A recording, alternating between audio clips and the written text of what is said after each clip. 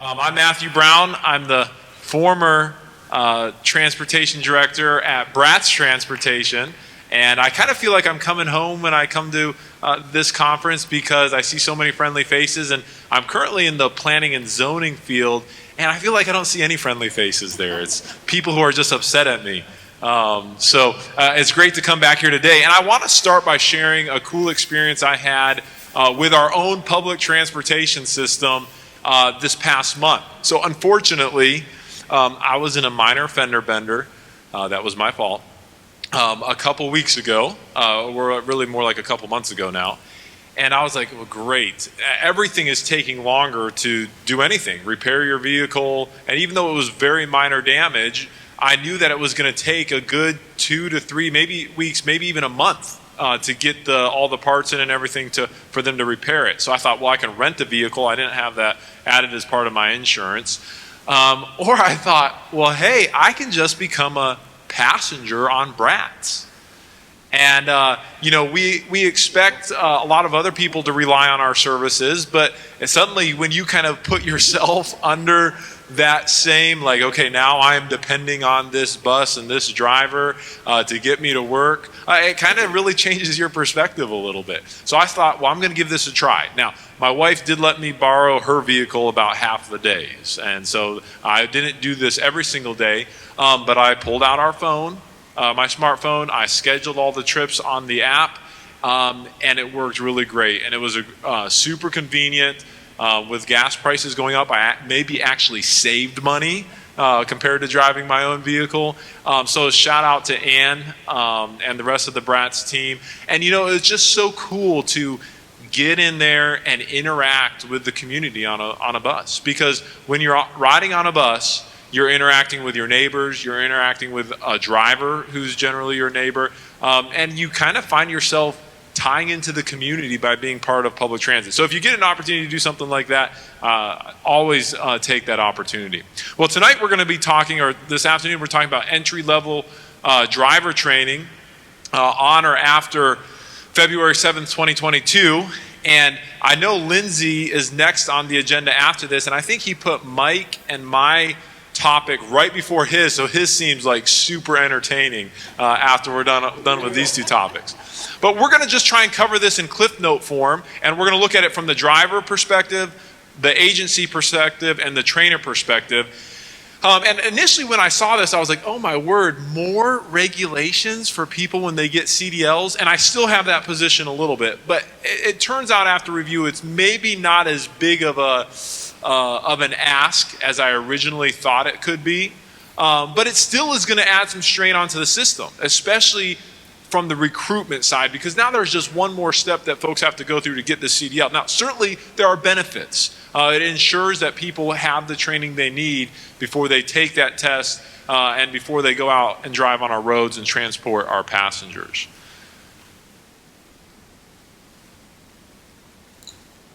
Oh, there we go. Figures I just turned it on. Okay, so what is entry-level driver training?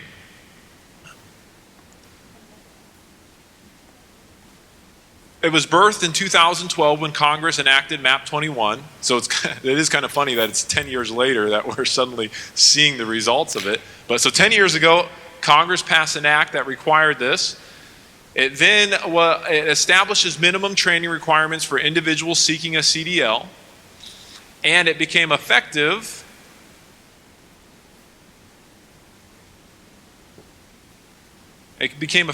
on February 7th, 2022. Try and press this button a little bit harder here. So I'm going to start by kind of like taking a look behind the curtain, and I might just have to come up and stand up here if this isn't going to be yelling in y'all's face. I'm not sure why I'm having trouble getting this to click forward. So I'm going to try just standing here. Is that going to cause a problem for anybody? Okay. All right.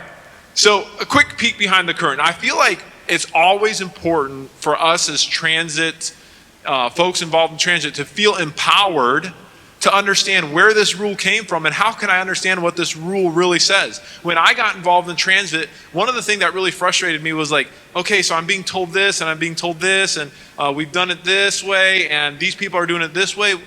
What's actually required?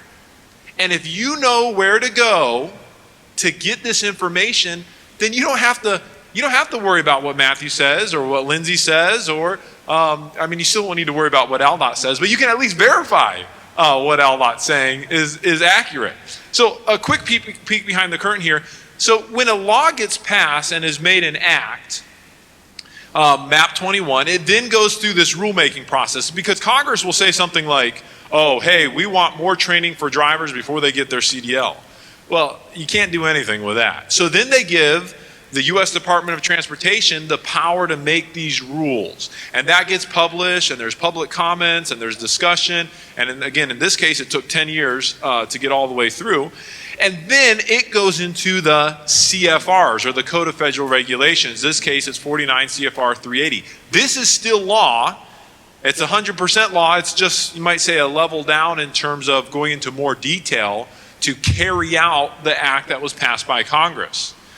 The great thing about this is everything related to this new entry-level driver training requirement can be read in about 10 minutes in the CFR. Now you might be like, well, Matthew, that's why I'm down here at this conference, because I don't want to go read it. You're going to tell me about it. Well, that's true. I just want you to know that a lot of times, if you know where to look, you can get to the source and just make sure you understand what you're really required to do in a specific situation. Okay, I'm going to do a quick audience poll here. So if you have your phones, get your phones. I want you to go to menti.com, and I want you to type in that code at the top of the screen. Menti.com, type in that code.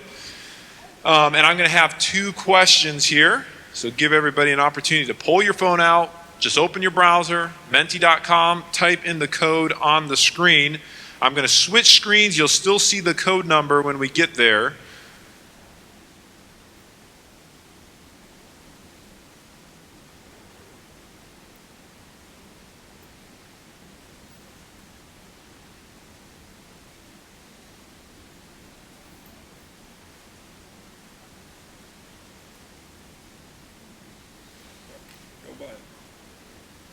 Okay, you see that code number at the top? Does your agency employ CDL drivers? So this is an interesting question that we had, because whether or not you employ CDL drivers impacts how this particular regulation is going to impact you. So we're seeing that 17 for yes and 5 for no. We'll let this information gather a little bit longer here. All right, I have one more question we're going to jump to here. So that ended up being 20, let's see, we might get up to 30, 28 yes, 6 no. Let's jump to our next question. How difficult has it been to fill driver vacancies? So you have very difficult, average, not difficult at all.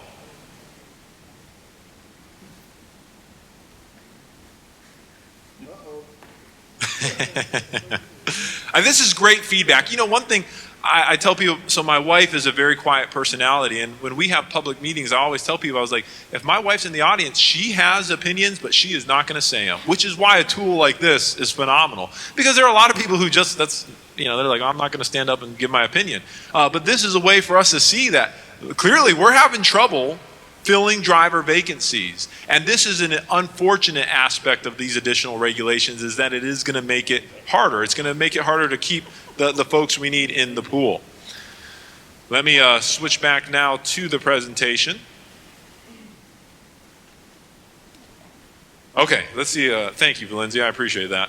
Okay, so very helpful information now as we move forward. So ELDT for drivers. So this is applicable to individuals seeking a Class C CDL with passenger endorsement after February 7th, 2022. So any new CDL person today has to go through this. It applies to Class A CDLs as well. I'm focusing on Class C, but just know it applies to those higher CDLs as well. It applies to those seeking a Class A, Class B as well, as what I just said, but the focus again will be on the Class C for our discussions today. So number 2 for drivers. It must be completed prior to taking the CDL skills test. Now, when I joined Bratz Transportation several years ago, I decided, well, hey, I'm going to get a CDL.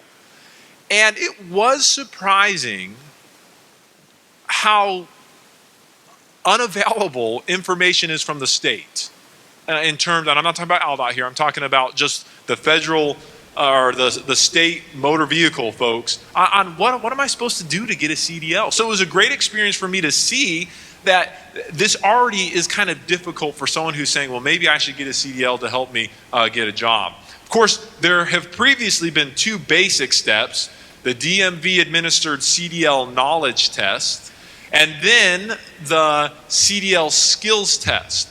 So you had those two basic tests that you had to get through to get your CDL. What this adds is this third requirement. And I do got to say, I had Ron Stewart, who I see jumped in over there, Lindsey Williams, both were a big help. They basically held my hand through that CDL process, and I appreciate both of them on that.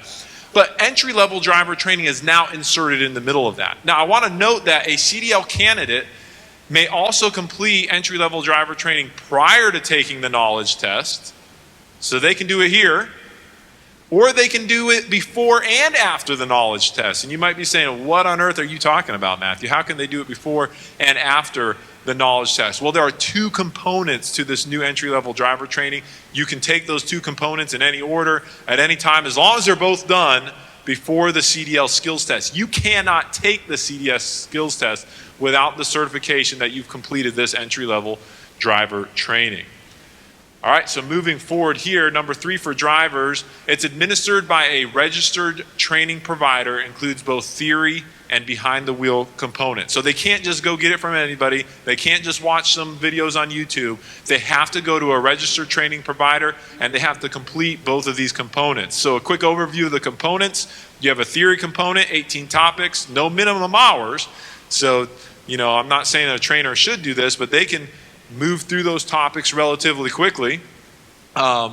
There's an assessment required. That trainer has to provide either an electronic or paper assessment with an 80% minimum pass rate. That assessment is not created by FTA or FHWA or USDOT, so the trainer is the one responsible for coming up with what that assessment is going to be.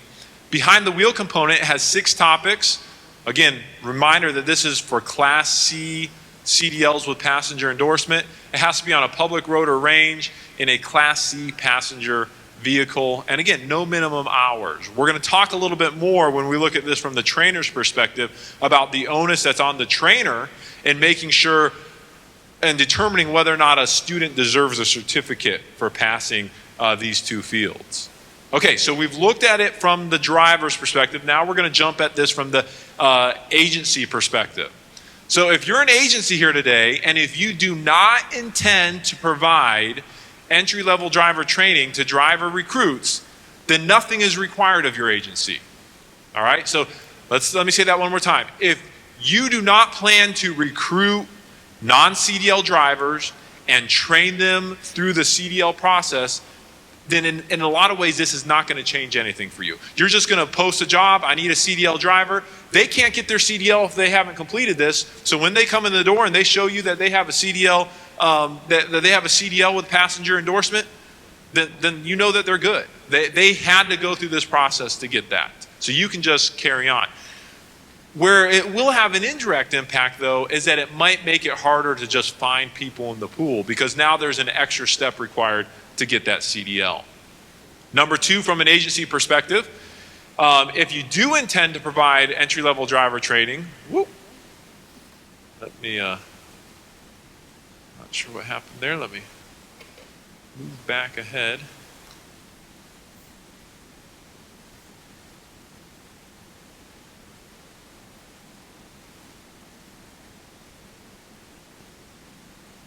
Okay, if you do plan to provide entry-level driver training, you need to make sure you're prepared to have a curriculum, and that's outlined in Appendix C, all the different topics you have to cover. You have to have a theory instructor, and that, again, is outlined in what those qualifications have to be. We're not talking about a page of qualifications. We're talking about a paragraph of qualifications. We'll discuss that here in a little bit when we talk about ELDT from the trainer perspective. You have to have a qualified behind-the-wheel instructor. You have to have and manage these written assessments. Again, they can be computer assessments, but you have to have a system for taking care of that. You have to self-certify your facilities. Now, it doesn't mean someone comes out and inspects your facilities, but you're going to have to go on there, and when you register, you're going to self-certify that you have the facilities to do this training. You're going to have to self-certify your vehicles, that if you're giving training for Class C drivers, that you have Class C vehicles that they can do that on-the-road training in. And then you need to have the staff to support it, because there's a requirement that if you provide this training to somebody, that within essentially 2 business days, you have to upload their certificate onto the national registry. So that way they or any other future employer can go search for it. So there's some onus on you. You can't just be like, okay, gave you the training. Within 2 days, you have an obligation now to that person to get that certificate up online. And then there's also some continuing, relatively minor, but some continuing reporting requirements. If certain facilities change, vehicles change, and you have to re-self-certify every 2 years. So some requirements, not super onerous, but you need to know they're there if you're going to go this direction. All right, so final thing, ELDT for agencies, is you do have to finally register your agency as a training provider on the DOT website. And again, they have a nice website for this. They have a lot of great information on there, not an overly complicated process. Just, you need to be knowing what you're getting into. It's not, hey, fill this out and you're done. There's some additional steps that you're going to be obligating yourself to moving forward. All right, trainers. So if we look at this from the trainer perspective, what are we talking about? So first of all, you have to register as a training provider. Now this is important because as an agency, you would register your own facilities. As a trainer, you have to certify that whatever facilities you're using, you have to certify those facilities. So this is what kind of makes it difficult to almost have like a traveling trainer. So if I wanted to go help some agency do this and say, oh, I'll go train up there, or another trainer wants to do that, those facilities have to be certified. So that is part of the thing that we have to keep in mind as we do this, that can complicate it a little bit, but the trainer can work through that process and certify some of those remote facilities.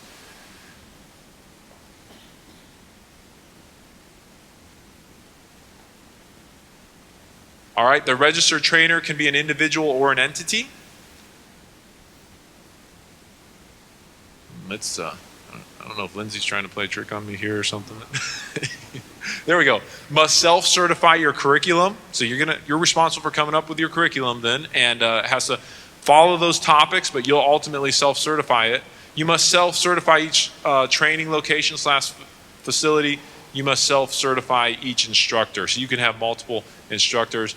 And then you must self-certify each training vehicle. Some of this we've already covered, but kind of just refocusing in on it even further. The theory and behind the wheel instructor qualifications. So basically, to be an instructor in any of these 2 components, you need to hold a CDL of the same or higher class with all the endorsements for whatever you're training for. So if you have a Class C with a passenger endorsement and you've done that for 2 years, you have a driver who's done that for 2 years, they meet the requirements to be the trainer in this section. So it's not a particularly high bar. Now, just because someone meets the requirements doesn't necessarily mean they're going to be a great trainer, so you certainly want to keep that in mind. But I think it's designed so that way transit systems can have trainers within their system who can fulfill some of these requirements if necessary. And you can look at Section 605 there for just a couple additional options to qualify. But this would be the most common qualification for a trainer. And then there are some administrative expectations, and we've tapped on these. We'll look at them a little bit more closely here. Theory instruction must include that written or electronic assessment. We've discussed that. A training certificate, and it's for both theory and the behind the wheel components. You got to do a separate one for both. They must be submitted by midnight of the 2nd business day after the driver trainee successfully completes each component. And that might seem like no big deal, but it's surprising how sometimes it can be hard to keep up with those types of small requirements to stay compliant. And then you must recertify biannually and continually update key information. And then number 4 here, curriculum management. And this is important because you know if you're going to take on this training, you are taking on the expectation of creating the curriculum or having that curriculum in-house to do the training. We talked about the 18 theory topics, the 6 behind the wheel topics. Again, there are no minimum hours, and they were pretty clear that you can do this electronically through different types of electronic training, virtual trainings. So they're giving a lot of leeway in how this can be done. And I'll just give you my personal opinion. It seems like some very efficient video trainings would be a good way to handle this for agencies. Then you know you're getting the same consistent instruction each time. And perhaps the biggest responsibility of a trainer is in the behind the wheel component, because there's no minimum hours for the behind the wheel component. It is the trainer's responsibility to determine the that driver has demonstrated proficiency in all elements of the behind the wheel curriculum. And that's a big responsibility. So that is kind of this broad overarching requirement for folks who do this training, for those trainers in this process. We're going to cover a couple quick FAQs and then I'll be done. If an applicant has a commercial learner's permit before February 7th, 2022 and obtains their commercial driver's license before the commercial learner's permit expires, is the applicant exempt from these requirements? And the answer is yes. So someone completed their knowledge test before February 7th and they still have an active commercial learner's permit, they do not have to do these training requirements. If they let that commercial learner's permit expire, and I should have put up the answer there, if they let that expire without renewing it or anything, then they're going to be subject to these new requirements. Next question. If an applicant obtains a commercial driver's license before February 7th, 2022, but has not obtained a school bus, passenger, or hazardous materials endorsement before February 7th, 2022, is that applicant subject to the entry-level driver training requirements? And I could see this being a common question for you as agencies. Someone says, I've been driving large trucks for years, and I have a Class A CDL, but I don't have the passenger endorsement. Do I have to do this entry-level training? And the answer is yes. If they did not have that passenger endorsement before February 7th, they're going to have to go get that entry-level driver training, and then they're going to have to go through the CDL test to get that passenger endorsement added as well. So the answer is yes to that. Another common question I can see coming is, if a driver held a CDL for a long time, is the driver required to complete entry-level driver training to obtain a new CDL? So let me phrase this differently. I modified this right before, and I see I did not modify it very well. If a driver had a CDL and they let it expire, let's say, so I have a Class C with passenger endorsement, and let's say I just let it expire. But I did have it before this requirement. When I tried to get that CDL again, would I have to do the entry-level training requirements? And you would think the answer here would be yes, but here the answer is no. If a driver was issued a CDL before February 7th, 2022, that driver is not subject to entry-level training requirements if the driver chooses to reobtain a CDL of the same class. Now that's the key. If you are adding that passenger endorsement or something like that, then it all applies. But if it's the same class as before, you do not have to go through those entry-level training requirements. And any quick questions? And otherwise, I'm done. I know it's not the most exciting topic in the world, but one we're going to get questions about in the industry. And hopefully something that's not going to have a huge impact on all the individual agencies. But all of us are going to feel it one way or the other. Any quick questions? If not, I'm done. Thank you.